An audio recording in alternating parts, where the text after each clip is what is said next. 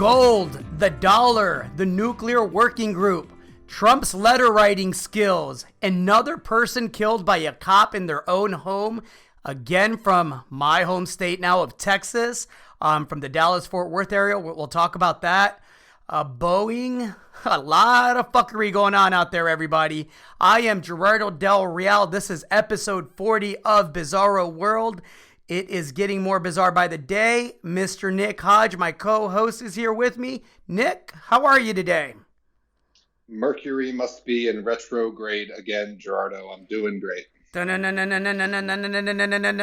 Before we get to gold and the Fed watch, of course, we got a Fed decision here at the end of the month. It's largely anticipated that we're going to get another cut. I think they've priced in a 65 to 70% probability of that. But before we talk about that, before we talk about gold, I want to get into El Chapo's son, who was arrested. Supposedly, the latest rumor is at the behest of the DEA.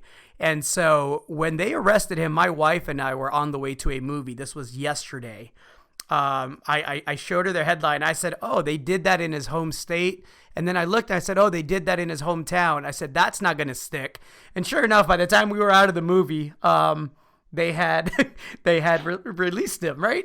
Because you're not going into Culiacan, Sinaloa and arresting the son of El Chapo without a lot of casualties. I don't care if it's the DEA requesting the arrest.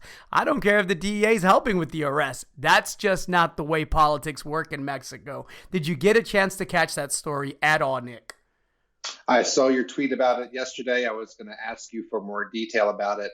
I have no insight at all to provide. The only thing I'll say is that every media outlet I saw report was fast to report the arrest, but was slow to report the release, including the headline of the New York Times daily newsletter, which I often cite that I got today, which put the arrest in the headline, but not the release in the fucking headline. And this happened yesterday. So tell them what happened.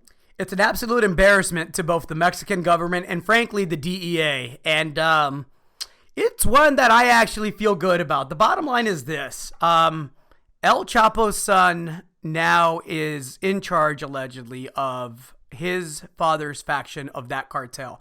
That cartel has been rumored to have split into several different factions. And there's a lot of territory that's in dispute. What's not in dispute is who runs shit in Culiacan, Sinaloa. That is not in dispute. And if anybody knows how Mexican politics work, there is a very, very established hierarchy when it comes to the criminal underground, right? And the way that it works, it's very simple. It's kind of like real estate, right? It's local. And so there's a person that is in charge of the town police. There's a person that is in charge of the state police.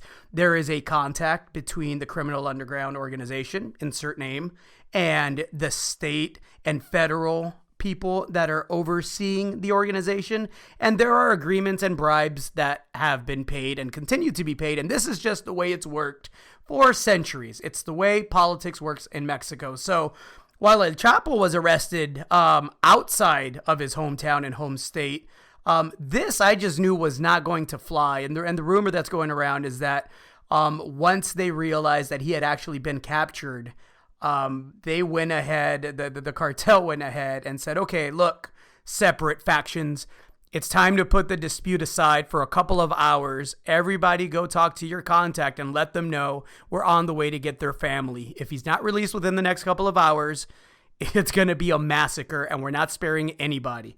And so, again, that's just the way Mexico works right now. The fact, if it's true that the DEA had something to do, and I do believe that that's the case, for it to be so botched up, there's no way that the Mexican military decided this on their own. But if you see some of the videos on Twitter of all of the cartel vehicles and then the trucks and the M50s coming in, that gives you an idea of the security situation in Mexico right now. And what it looks like when somebody that's as high profile and connected as El Chapo's son is arrested without permission from the local and state government. That's something I wanted to ask you about, was the pictures and the videos on Twitter, because not only was there, vehicles, there was machine guns mounted on vehicles, and I saw smoke rising from multiple locations in the city and vehicles on fire. And I guess one of the questions I had is, what's sort of the precedent for that? I mean, we read a lot about murders and casualties of the drug wars in Mexico, but put it in perspective as far as scale yesterday. The scale, the fires that you saw, I'll speculate, and I'm only speculating this because this is what happened in my hometown of Montes Escobedo, Zacatecas, a few years back. It was actually, I believe it was 2010, and it was the first time that I took my wife, who is, born and raised in Alaska and hadn't been to Mexico with me at the time, and took my kids, and we were there during a transition of the local politics. And by a transition of the local politics, I mean there was an established cartel that was in the state and the city and the town that I'm from that had been there for decades, peacefully mostly. And there was a new cartel coming in to displace them. And so the way that went down is you had buses at each entrance and exit of the city that were lit on fire once the new cartel came in to try to take over, to make sure that the Marines, the other cartel, and the new cartel were all trapped. And basically what broke out was a firefight that they reported left 13 dead. And anybody that was there and anybody that that lives there can tell you it was upwards of 100 people. They actually had to take a day off where nobody would be arrested, and the rival cartels were allowed to come in and pick their people up from the side of the road. It was nasty. It was ugly. So when you ask me for scale, this didn't get to that point because the response from the cartel was so overwhelming. Frankly, the Mexican military never had a chance. And again, anybody that knows anything about the way things work locally knew that that was not going to hold. So, I'll speculate that they lit entrances and exit points on fire to trap people in, and then and only allow in, frankly, the people that were called up. There were people that were called from as far away as Zacatecas, my home state, and Guadalajara, Jalisco, which is the neighboring state. And just some context, that's it's about a 3 or 4 hour drive. So when you see all those trucks coming in later on that evening, that's where they were coming from in case he was not released. And I'm glad they released them because, for the 1% or 2% of the people involved in illegal activity, most people are just hardworking and looking for upward mobility, and there's always casualties. So I'm glad that was the outcome. Amateur hour from the DEA and the Mexican military, though. And again, I have to say it was DEA inspired because I just can't see the Mexican military making a decision like that. There was no other way that was going to turn out. And so what happens next? I was just thinking if, this was incompetence from the DEA, right, and the military. And I just thinking back through the years, all the stories of the El Chapo escapes and hiding in laundry baskets and tunnels. I mean, this is going to be a movie someday, and his son is going to be the sequel, right? So what's next? A great movie is next.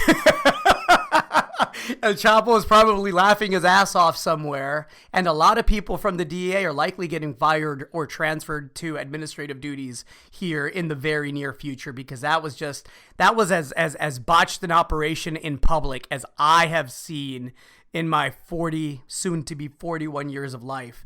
I mean, that's really it. I think, they've tipped their hand that they're looking to arrest them in Mexico. They've now tipped their hand that the DEA, and we all knew that, everybody knew that, was active in Mexico and actively ordering operations through the Mexican military. And now they've made it where this might actually unite some of those split up factions within that cartel, because they did all come together to go get the boss and the boss's son, right? And so nothing good Great job, guys. Yeah, good job. Nothing good will come out of it from the DEA's perspective.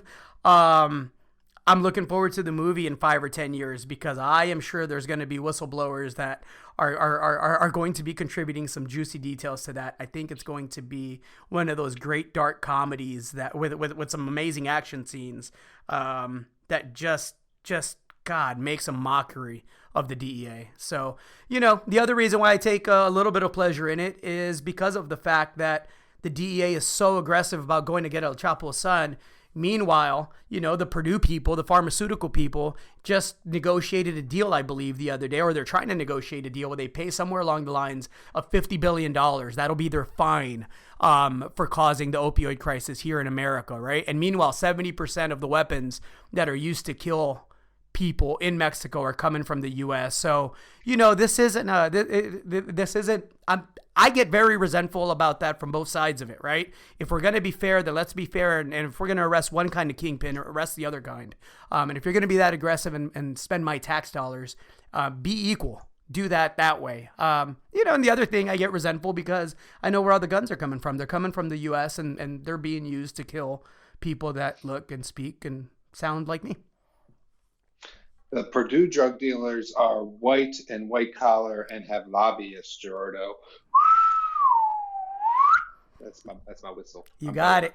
You got it. That's it. So that's my rant. That's my riled up rant for today. Let's talk markets really quick. I want to start with uranium, the nuclear working group. We now know it appears will be given another 30 days due to the fact that Mr. Bolton had stepped down. He was co-chairing that, if I'm not mistaken, co-chairing it or running it, and as a result, there was a delay. Rick Perry, it's been announced, is resigning as the energy secretary by year end. So I think in 30 days, what's going to happen, the way I understood it, is we'll finally get the recommendations that we were supposed to get in July and then got passed down to October. So looks like mid-November is what we're hoping for. Any thoughts on that, Nick? Buying opportunity, or are you still waiting to see? Well, I think you've got to be in a buying opportunity here after the U.S. uranium stocks gapped down back in July on the lack of an announcement. The article that you got the information from about Bolton and Rick Perry resigning also said that when asked if they were going to present options that were supportive to the domestic nuclear or uranium mining industry, did Rick Perry believe that was going to be the case? He said, I do.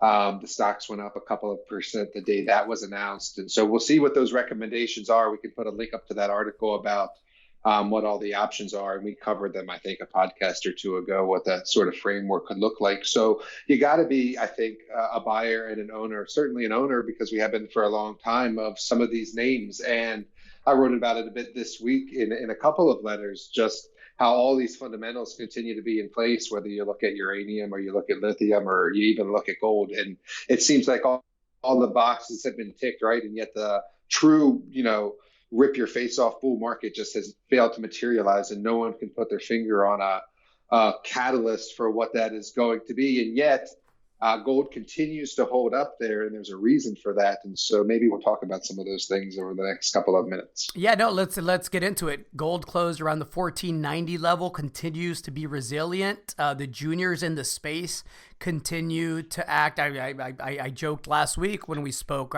this week actually, saying this is the most bearish bull market I've ever seen. I think it's a generational buying opportunity, as Brian London of the Gold Newsletter said to me earlier this week when I interviewed him. You and I will both be at his conference, at the New Orleans Investment Conference, from November the 1st through November the 4th.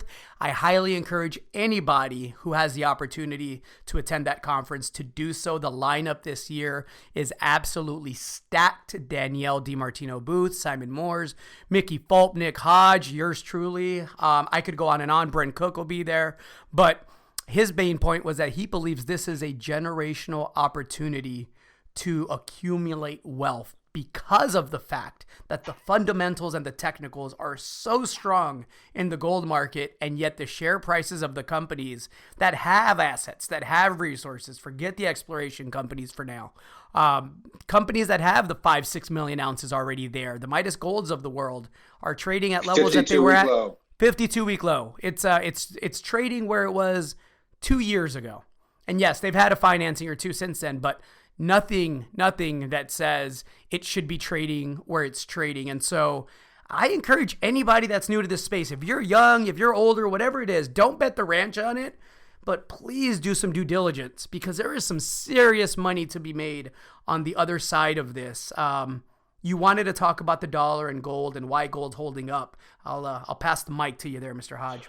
No, I don't want to talk about the dollar. I wanted to ask you a bit about the dollar because I had seen a bit today. We talked about, a lot about a strong dollar on this podcast and how it's been hanging out at the triple digit level, the 100 on the index. And it slipped a bit this week. And I was wondering if you had any insight why. Technically, I had seen someone pull a chart where it broke south of a wedge around, I don't know, 96 or 97. I was wondering what your thoughts were there. Is that just a function of the geopolitical news that's been going on, the Turkey-Syria war stuff, or is there something else afoot there?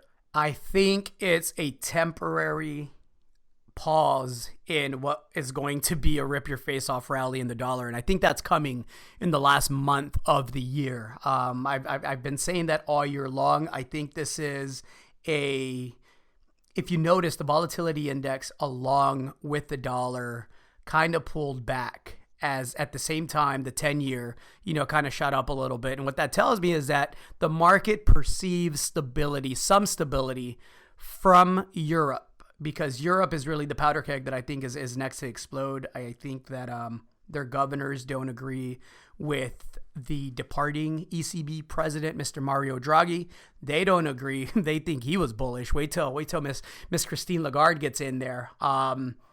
There's such disagreement there that I think this is the calm before the storm. The calm before the storm that really gets the dollar past that triple digit level in the dollar index. And I think that just buckle up, because I think it's going to be exciting. So that's all I see. I just think it's a temporary pause. I think there's a perception that markets are stable. I think there's a perception that things are going to be okay. The Fed is involved again. We don't have to call it QE because they don't want us to call it QE. But the bottom line is the Fed's out there buying a whole bunch of stuff, right? They're injecting a lot of capital into the markets. That doesn't preach stability to me. And the market is certainly expecting relative stability, if not better than that. I follow the TVIX closely. I trade it relatively often, and less often I recommend other people buy it, but it has pulled back to the lowest it's been in years. I mean, there is not a drop of leverage volatility out there. Nobody wants to touch this thing. Markets are back to around their records. People think that new highs are going to be put in, and then stocks are going to go up, and that could be true, but that doesn't mean that gold is going to go down. I think we're entering a new phase of that, and I think you're right in that. It's a temporary period in that people, institutions, analysts, even algorithms to some extent don't know what the hell is going on, right? We're in earnings season. There's a lot of different things shifting. China just put in its slowest growth since records were being kept, albeit still growing at 6%, which the U.S. would be absolutely, should be absolutely jealous of.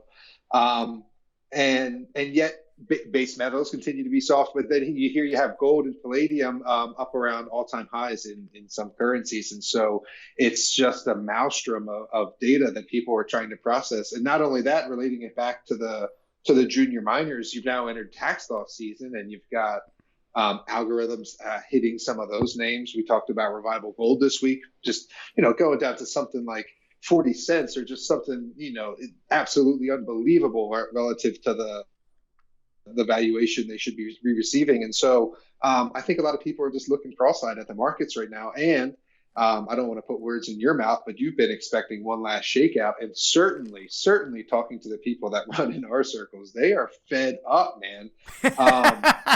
It makes my contrarian heart laugh. I'm sorry. Right. And then you got other deals, some of which I tweeted and wrote about this week, where why people get that bad taste in their mouth about, TSX-V companies when you got properties being recycled that were just drilled a year ago and turned up dusters, and now you got another outfit promoting them. And it's like, that just distracts capital and attention from the quality stories. And so I think all those juniors get thrown out with the bathwater. And so far it's only been, mid-tier and larger producers that are generating cash flow that have seen movement, and we haven't attracted institutions back to the space. I know I'm just going off on a tangent now, but we're at a crossroads for sure. Agreed. I'll give you another example briefly. I talked about the explorers, and then I talked about companies like Midas Gold that already have reserves and a robust resource and an advanced asset. This is how bad it is even for the explorers that are doing a phenomenal job. Millrock Resources is up over 50%, I believe, here in the last couple of weeks. They just negotiated a deal whereby this company, Northern Cobalt Limited, which is going to be renamed Great Northern Metals, will invest up to $20 million to explore this district-scale massive land package in Alaska that Millrock was able to put together. So $20 million US to earn 60% in the overall project, right? So we can do the math and we can extrapolate that the project is worth a lot more than the $20 million. What is the market cap of Millrock Resources even after the deal and after the 50% bump? It's 11.5 million Canadian. I mean, that's a serious disconnect, people. Serious disconnect. And again, a serious opportunity. So that's, we could go on and on. I give you 10 names right now in the portfolio that have robust assets, excellent exploration potential, the capital to explore, the capital to add value, and the market could care less. It's an opportunity. When will it turn? Not sure. Spidey senses tell me after January the 1st, 2020, because of tax loss selling season. But, who knows? We'll see. But I can tell you this. I'll be writing checks. I'm excited. I hope I get 3 months more, three more months of this type of trading action to add the best names to my portfolio.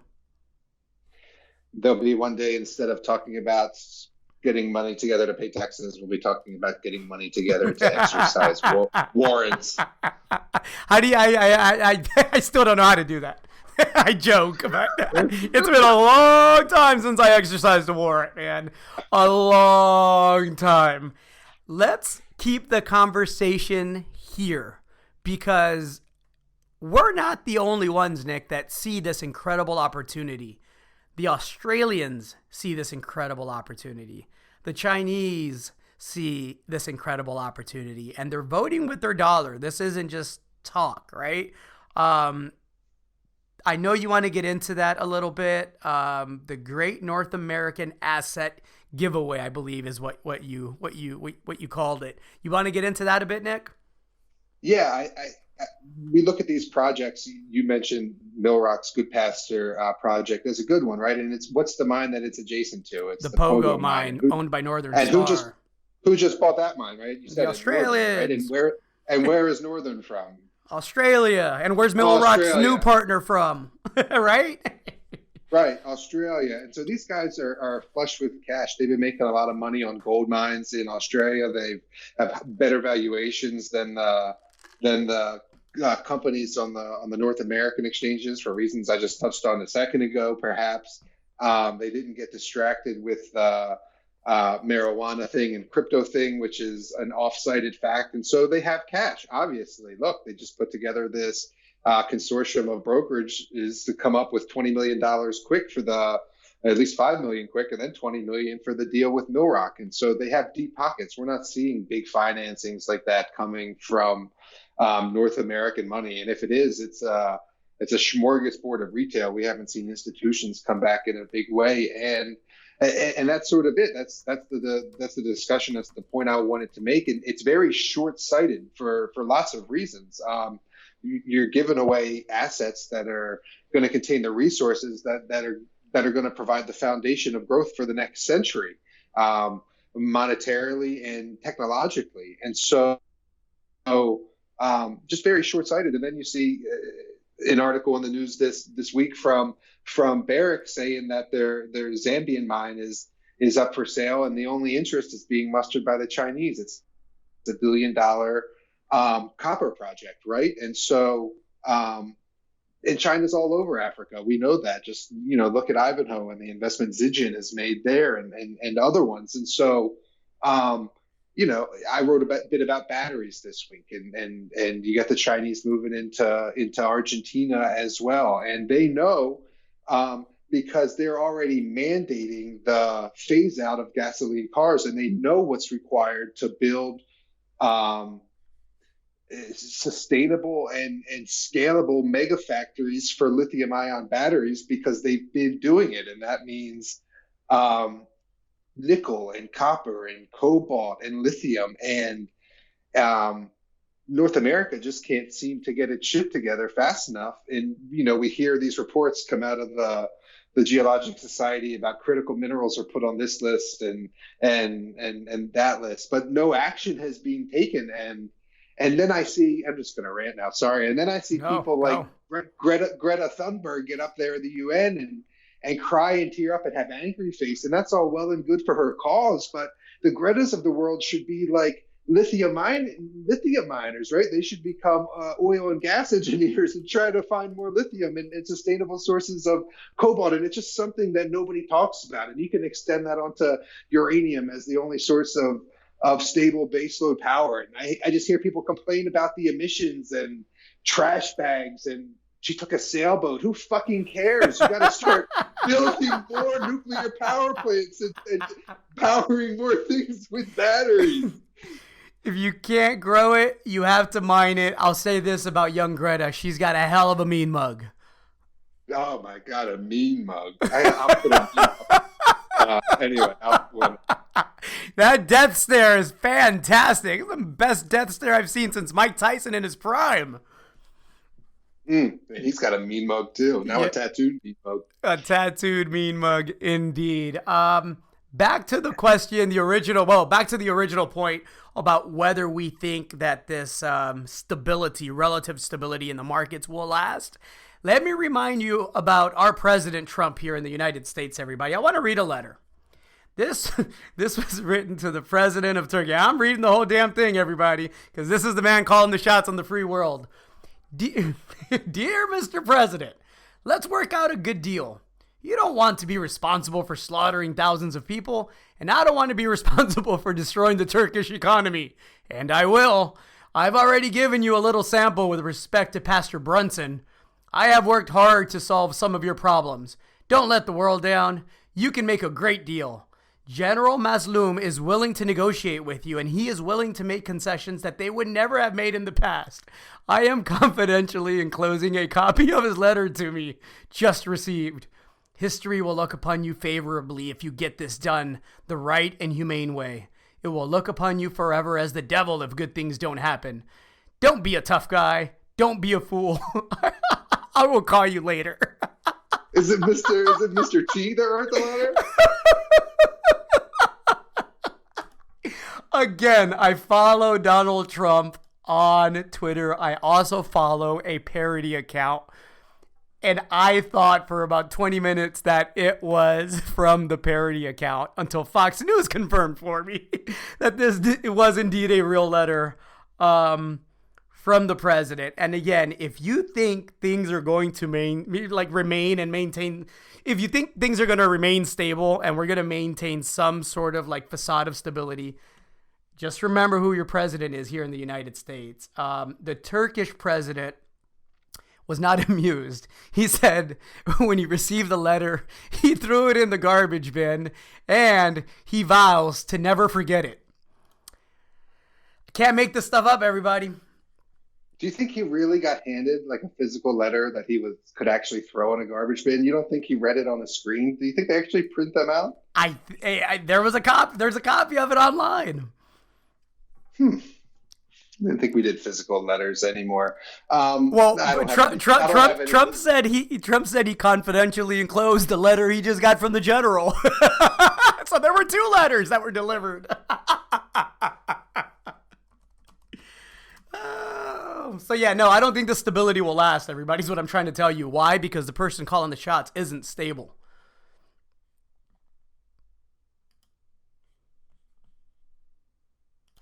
So that's all I got to say on that, Nick. Any thoughts on the stability of our stable genius? Stable as ever. No, nothing to add other than I think he gives the level of legitimacy to the presidency that it's always deserved. That's another conversation for another day. Yeah, it's interesting you say that. I'm reading Mr. Grant, who I believe is one of the most misunderstood presidents, right? I'm reading his biography, and man, the contrast of the people then and the people now, right? And obviously he had his imperfections and his bouts with substance abuse and all this, but man, you read about, the Civil War, and you read about the sacrifices made, and you read about the dignity with which he upheld the position and how serious it was taken. And then you fast forward to 2019, and man, it's a clown show. It's a clown show. And obviously the founding fathers were far from perfect, but wow, it's a different level of thing right now. And we get to comment on it every single week in the appropriately named podcast. Bizarro World. And every week it gets more bizarre. Every week, too, it appears that a Texas police officer shoots a random black person in their own house. It happened again on October the 12th. We just had this conversation about Amber Geiger a few weeks ago, who was found guilty of murder and was then hugged by the judge and had her hair brushed by the CO, the corrections officer, and got a hug from the brother of the victim that was murdered. And so here we are a couple of weeks later, and a Fort Worth, Texas police officer who was called by a neighbor to do a welfare check on a residence with the door that was open,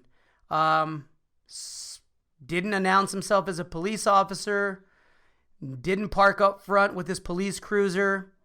Ladies inside playing a video game with her nephew. Hears some rumbling outside. Retrieves her legally owned weapon to see what's going on because it's, dark. It's 2 a.m. and is looking outside to see what's going on. And next thing you know, the officer fires from outside the residence through a window, and kills this young lady. 28 years old, in her home, minding her business, playing a video with her game. nephew. With her nephew. And so I don't get it. I don't understand the level of training.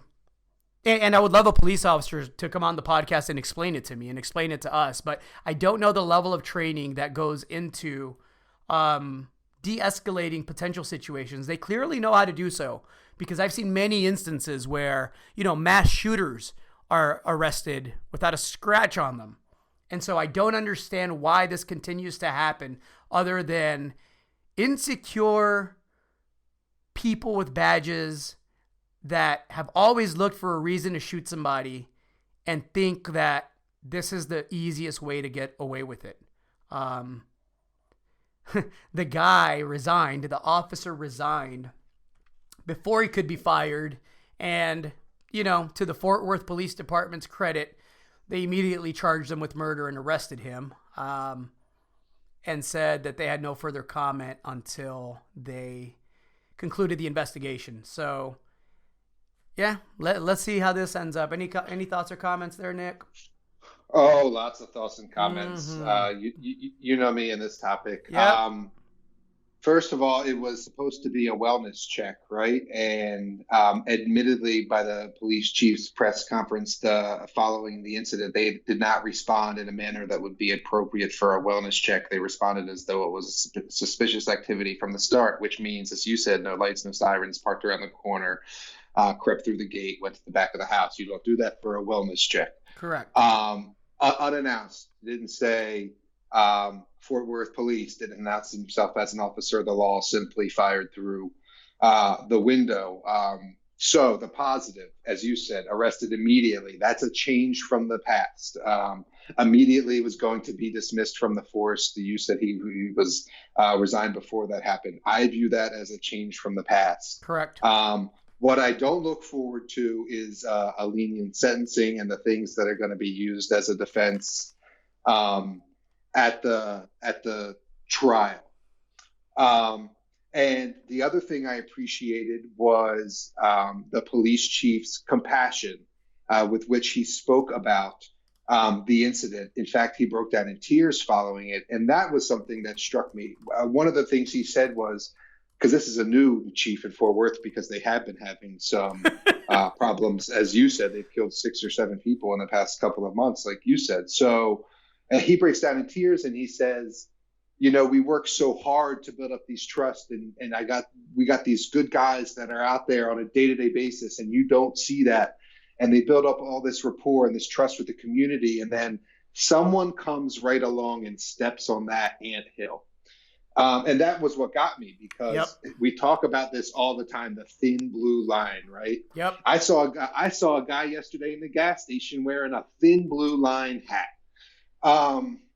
And it's that thin blue line that allows the anthill crushers to continue to crush the anthills. You have to tear down the thin blue line. You have to put it through a paper shredder. You can't continue to protect, not talking about this case, just talking about the state of American policing as a whole, to protect the bad apples. I mean, this is an age-old thing that we know. One bad apple upsets the cart. This isn't a hard thing to process. When you have a bad apple, you call that person a cancer. He's a cancer on the team. These people are identifiable, and you need to call them out and hold them accountable from the very beginning. And I think that's just something very obvious that the quote-unquote good cops are unwilling to do so far. And I'm also tired of hearing about the good cops, because if they were good cops, they would be eradicating the anthill crushers from the start. And instead, they are complacent and complicit. And that's what I don't get about this whole argument, the good cop thing. And so I'll leave it there for that part of it. The whole other part of it is stuff I've talked about on this podcast before that stems from the Patriot Act 9/11, increasing the budgets of podunk police units in towns with less than 10,000 people who have MRAP vehicles and who now use SWAT to respond to routine warrant requests. I mean, it's all plays into it, right? You can't be recruiting people to be on your police force with violent videos of smashing through doors with battery rams, etc., because that's inherently breeding subconsciously or consciously what they want to do, how they want to act. And just from personal experiences, I know these cops out there have itchy trigger fingers, man. Yep. Absolutely. This asshole's name, by the way, is Aaron Dean, is the officer that decided to pull up at 2 a.m. unannounced, without patrol lights on, without a spotlight on, not through the front door, without presenting himself as a police officer, and decided that he could shoot from outside in somebody in their own home. So it's important to note his name. Think about that, right? Procedure said it's a wellness check. That's not how you roll up. And I have to assume for a minute, but I'm going to, because that's what happened. Oh, it's nighttime. It's dark. Let me creep around the fence. Let me park around the corner. Let me play Johnny Superbad Cop, right? Let me shoot somebody through the window. It's like, no, just fucking rap on the door and see if the chick's okay. That's why you were called, you fucking asshole. Yeah, and there's some dispute now about whether he was even called for a wellness check. I'm not sure what that is. It doesn't matter at the end of the day. To your point, even if it was a wellness check, it's not how you do wellness checks. Yeah, it's crazy, man. That's all I got on that one. Let's switch it up a little bit. Condolences to the young lady's family. Atiana Jefferson is her name. Atiana Jefferson. Correct. And condolences to the gentleman that called supposedly for the welfare check. He looked pretty distraught. I can't imagine me being concerned about my neighbor and me being neighborly and doing what I think is the right thing. And next thing you know, my neighbor's dead because of my phone call. Joaquin Castro, who is running for president, had a great quote. He said, "We need to investigate police violence as gun violence because it doesn't excuse them just because they're cops." He also had a great point to Beto, who is hell-bent on getting everyone to sell their AR-15s to him, although it'll never happen. Joaquin Castro said, "I don't want to put a policy in place that allows any more police officers, that gives them any more excuses to go into our neighborhoods and communities and knock on our doors with guns, because that hasn't worked out very well thus far." So kudos to Mr. Castro. Again, I don't think he's got a shot in hell of making it forward, despite the fact that he's got a lot of substance behind his campaign. He doesn't pull the way that you need to, but I thought some great points and counterpoints to the rest of the field that's running so far. He makes some good points sometimes. He's the one that asked Joe Biden if he remembered what he said 30 seconds ago. I like the guy. I like the guy. Good substance, and I'm sure he's got a bright future in politics. Let's talk about satellite refueling. You always have these interesting, insightful stories. By the way, I followed up on the cow mutilations from last week. And that, man, the more I read about it, the crazier and creepier that story gets. But I'm curious to hear about your satellite refueling story, Nick. Please share. Just the insightful tidbit of the week. I've never been too much on space, but it is obviously becoming more and more important. We were supposed to have the first all-female spacewalk this week. It didn't happen. They didn't have enough of the right size uniforms. Maybe it'll happen soon.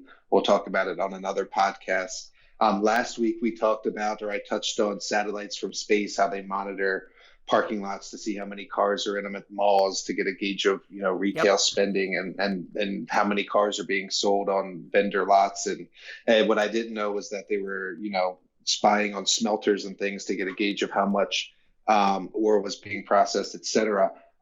What I also didn't know is that once you put a satellite into space, it's sort of like, see ya, you throw it up there and it does its thing and you never touch it or see it again. They're just kind of reach the end of their useful life and they run out of propellant and they just become space junk. And so Northrop Grumman this month is attempting the first satellite to satellite connection. They're going to launch a device to go try to refuel a satellite, to refuel it with propellant so we can continue to use it. And I just thought that was fascinating because I don't know much about space. Call me a neophyte, but and then I was also reading about how Elon Musk wants to put so many satellites up there to give global coverage of internet to people in remote areas that don't have access to internet. And I think he wants to put something like, I don't know, hundreds of satellites up there. And so then you think about, I was reading this week about how Virgin Galactic sent one of their employees on a space flight because it's now going to be her job to market these space flights to the super wealthy. I think there's something like $250,000 a seat. And she went on her first space flight so she could relay, get a firsthand experience to use in her marketing of that stuff. And it's just like, man, really, it's like to infinity and beyond is here. We're refueling satellites. We're doing spacewalks relatively commonly. New nations are going to space, and we're sending new things to Mars to get readings. And I just find it fascinating. But more importantly, it was a Northrop Grumman refueling satellite story that I just thought was cool. I'll put a link up. Very cool. Looking forward to the link. Looking forward to reading it. What else you got on your mind, Nick? Oh, are we wrapping up, or you want me to talk about the wealth thing? So there was this article in the New York Times this week about wealth hoarding, and I thought it was interesting from multiple angles. Did you get a chance to see any of the response to it, or did you get a chance to see the article itself? I am looking at it as we speak. So it was about the uber wealthy. We're talking, we're talking about the Zuckerbergs and the Bezoses and the Steve Ballmers and the bees, Larry, the Ellisons, the super billionaires, bees, right? And why they don't stop working, and how they accumulate wealth and how much wealth they have, and how that's like an addiction, like alcohol, and how, it's one drink and then two drink and then three drink, and it's 1 billion and then 2 billion and then 3 billion, and it's never enough. And then you need. Hey, you had a good song going there. I thought you were rapping for a little bit, Nick. 1 billion, 2 billion, 3 billion, 4. You had a bop going, Nick. Sorry to interrupt. You're jacking up my flow. I'm sorry, man. I'm sorry. You're back on beat. Let it run. What was I saying? And then so how it's not enough to have a courtside seat, then you got to own your own team. And then how it's not enough to have your own team, now these owners are opening up their own stadiums. The Warriors just had an owner-financed brand new $1.5 billion stadium built in San Francisco. And then Steve Ballmer was like, oh, hell no, I'm building my own shit in Los Angeles. And then Bezos is like, fuck all y'all, I'm going to space, bitch. And it's so fucking...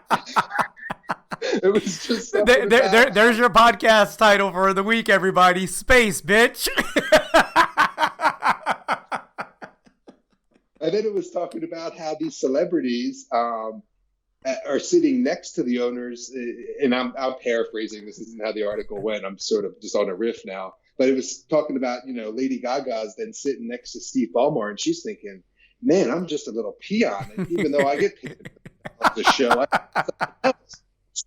so let me start a makeup line with Amazon, so me and Bezos can both get motherfucking richer."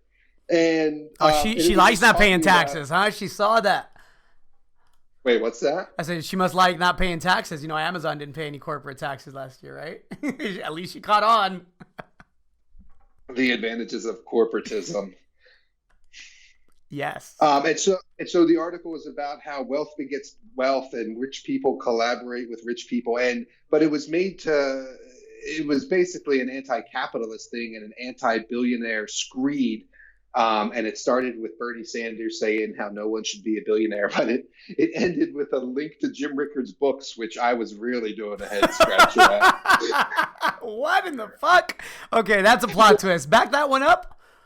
Yeah, so read the whole article and see at the end, and it's talking about how we're back in the 1920s, and there's never been this much wealth disparity since the Jazz Age, and these rich guys are really, really, really worried about losing their money, and they think a recession is coming, and they call Jim Rickards when they get worried. That's sort of how this New York Times article concluded, and then linked to like Jim Rickards.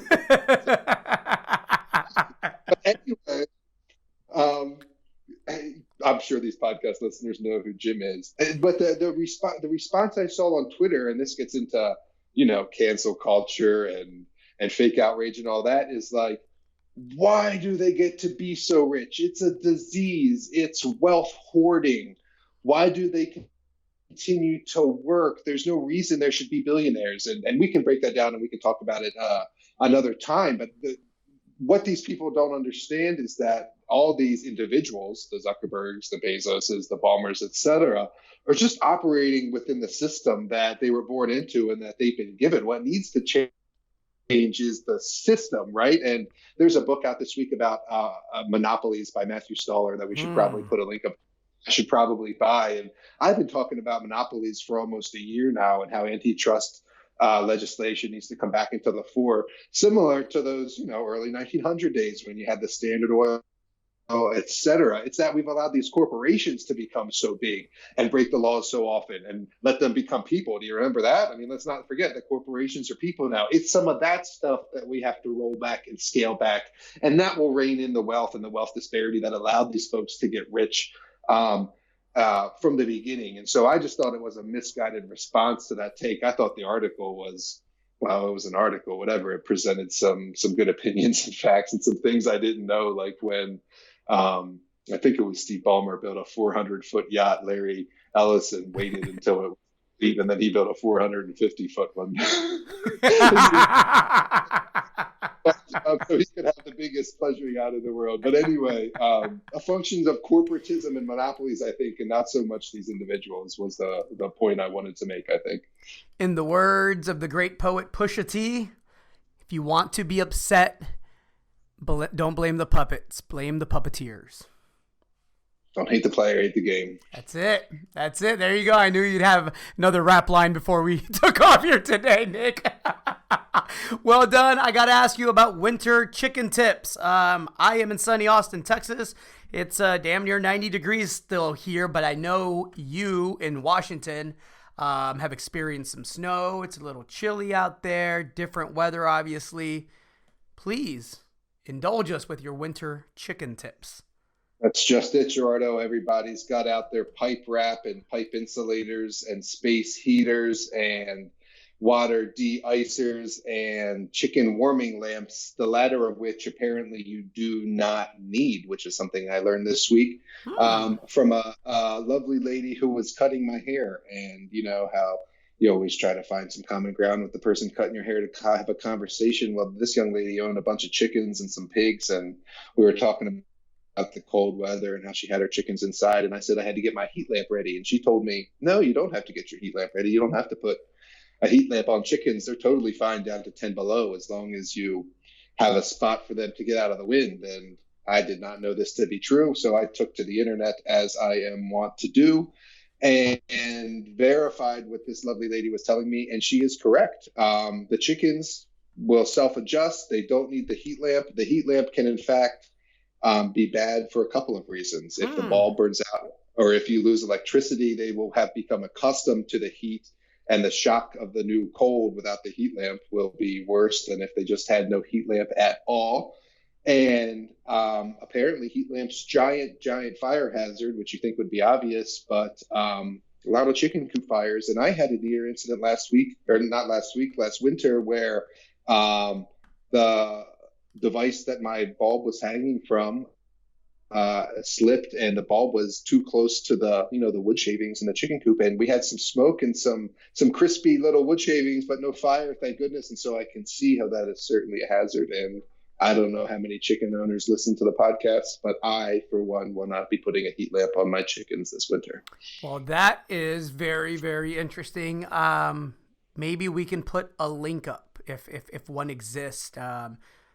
That's fascinating. That's super interesting. Can you provide some context for people not familiar with where you live and kind of how you live? Because I get to see a lot of the pictures, the family pictures, your beautiful family going out and checking in on the chickens, feeding them, getting the eggs, the whole thing. So I'm privy to it. But for people who think, Nick Hodge is somewhere in his millionaire mansion, with his 450-foot yacht, just living it up. Can you provide a little bit of context into kind of your lifestyle and the way you and your family go about it? Because I think it's great. Well, this morning I almost didn't make it into my office in downtown Spokane because there was a giant tree across my driveway as I headed out at about 6:50 this morning. And so I called my wife from the driveway, and I said, "Where do you got to go today?" Because I was thinking about just working from home. And she said, "Well, we got to take the kids out to do this and that." I was planning on going to the gym, and I said, "All right, I'll be right back in. I got to take care of this tree." And so I was thinking about taking a chainsaw to it right then, but then I would have missed a couple of hours of work. So I went to the outbuilding, and I got the Kubota tractor, and I took the bucket, and I plowed the tree out of the way. Basically, I hoisted it up with the bucket, and I pushed it to the side of the driveway, and then I used the bucket to clean the remaining limbs and debris off the driveway. And then I took myself to work, and I'll probably cut it up this weekend. And so that's one of, I don't know, 5,000 or 7,000 trees that are on the 40 acres, ponderosa pines. There's 5 chickens. I know that's not a lot, but we get eggs from those. Yeah. Neighbors have horses. We have a pond. The pond has fish in it. There's ducks and geese that frequent the pond. I frequently shoot the ducks and the geese. We had duck for dinner last night, and it's duck season. Love me some duck. Exactly right. And so, it's a good mix. I'm a gentleman farmer, right? I go out and I shoot the duck with my shotgun, but then I bring it in and I put it in my sous vide bags and put it in the warm water and cook my sous vide duck. So that's how we do it. Sounds like an awesome cartoon. I was watching, somebody sent me one the other day where it was rabbit. What was it? It was rabbit season. And so Daffy Duck, it was duck season. So Daffy Duck dressed up like the rabbit, right? Bugs Bunny. And then Elmer Fudd came and he was going to shoot the duck. But the duck was like, "Nah, man, I'm a rabbit. You can't shoot me." And it's not QE. It's not QE. It's not QE. Don't call it QE. Exactly. So Bugs Bunny came and he flipped around the sign for what hunting season it was and put on the other outfit and flipped the script real quick, as Bugs Bunny tends to do. Good stuff. You got a stock of the week or a stock that you think people should be looking into? God, we should go back to the beginning and talk about Millrock. There's no reason you shouldn't own Millrock at an $11 million market cap when someone just gave them $20 million for a percentage of their project. The ore body next door runs right into Millrock's property. They're building the roads to drill right now. They'll drill next year. Millrock is a damn cheap stock and an easy one to own. I will say you might not have to wade in right now. A lot of people probably aren't aware of the situation. A lot of people might be down on Millrock from its previous levels. And so I think it might be a bit of an ugly, tax loss season. So set some limit orders and see what happens. I like it. I'll highlight Chakana copper, which has been absolutely decimated. It was a bargain at 40 cents. It was a bargain at 30 cents. It was a bargain at 20 cents. It's a real bargain at 14.5 cents Canadian right now. Market cap of 14 million. I think over 60% of that is backed up by cash, give or take. They're drilling, drills are turning, they got grade, they got copper, they have gold. They are waiting on a permit modification that will allow them to explore the more prospective parts of their property in Peru. I understand that Peru is a bit of a political mess. However, this has not affected the company in any way outside of the delay in the permit modification. So Chakana copper, ticker symbol PERU on the venture exchange. Heck of a speculation at these levels. Been saying that all year. That's my disclaimer. That's it, Mr. Hodge. That's all I got. Anything else from you? Anything else you want to get out? Anything else you want to preach about? No, continue to enjoy the most bearish gold bull market ever. The most bearish gold bull market ever, everybody. This time next year, mark my words, we will all be laughing at the stuff we bought year-end 2019. 2020, it's going to be absolutely spectacular, profitable. There's a lot of money to be made. Like real estate, a lot of it is made when you buy. This is the buy low part of the buy low, sell high equation, everybody. I know we've been saying that for years, it seems like, but I think we're getting to the end of it. We have a bull market. It's a confirmed bull market in gold. The fundamentals are as solid as they can be. And this stability thing that we have going on temporarily is not going to last. That's all I got. Gerardo Del Real with Nick Hodge. This was episode 40 of Bizarro World. Thank you, everybody, for listening. Have a great week. Love each other. Be nice to each other. Be kind to each other. Be a good human. That's all I got. Have a good one, guys. See ya.